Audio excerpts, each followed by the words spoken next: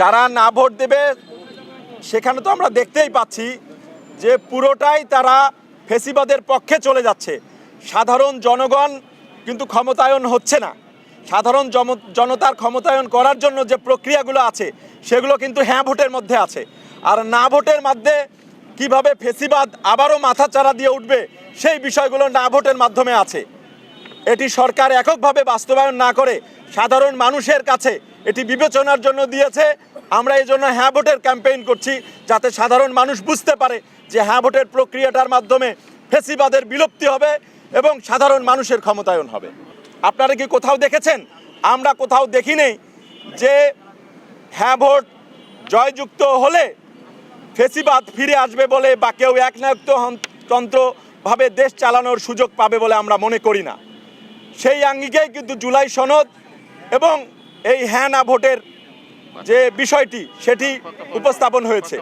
তার মধ্যে আপনারা জানেন যে একটি পয়েন্ট হচ্ছে, আমরা দেখেছি পূর্ববর্তী সরকার 2041 সাল পর্যন্ত ক্ষমতায় থাকার যে তাদের অভিপ্রায় ছিল সেটিকে তারা বাস্তবায়নের লক্ষ্যে কাজ করতেছিল বলেই সাধারণ মানুষ তাদের বিরুদ্ধে গিয়ে তাদেরকে হটিয়ে এই 24 জুলাই আন্দোলনের পরবর্তী সময়ে এই অন্তর্বর্তীকালীন সরকারকে ক্ষমতায় এনেছে।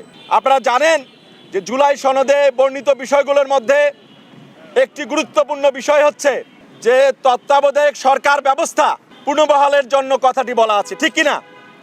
তত্ত্বাবধায়ক যে সরকারই ক্ষমতায় আসে আমরা লক্ষ্য করেছি সরকার তাদের নিজস্ব সুযোগ সুবিধা বজায় রাখার জন্য যে সংবিধানের যে বিষয়গুলো আছে যেগুলো তাদের পক্ষে যাবে সেগুলোকে রেখে বাকি বিষয়গুলোকে কাটছাঁট করে দীর্ঘ সময় ক্ষমতায় থাকার প্রক্রিয়া শক্ত করতে চেয়েছিল। আমরা চাই শুধু একটি সরকার নয়, পরবর্তী যতগুলো সরকার বাংলাদেশ পরিচালনার জন্য নির্বাচনের মাধ্যমে ক্ষমতায় আসবে তারা যেন এই জাতীয় ভোটের ক্ষেত্রে তারা যেন এই নির্বাচনী যে প্রক্রিয়া তত্ত্বাবধায়ক সরকার ব্যবস্থার আলোকে তারা যেন এটিকে নেয়, সেজন্যই কিন্তু এটি অন্তর্ভুক্ত করা আছে। প্রার্থীরা তাদের নিজস্ব প্রতীকের ভোট নিয়ে ব্যস্ত এবং তারা মনে করছে যে এই ভোটটিতে হ্যাঁ এবং নায়ের ভোটের মাধ্যমে তারা শুধুমাত্র তাদের প্রতীকের ভোটটাই চাচ্ছে।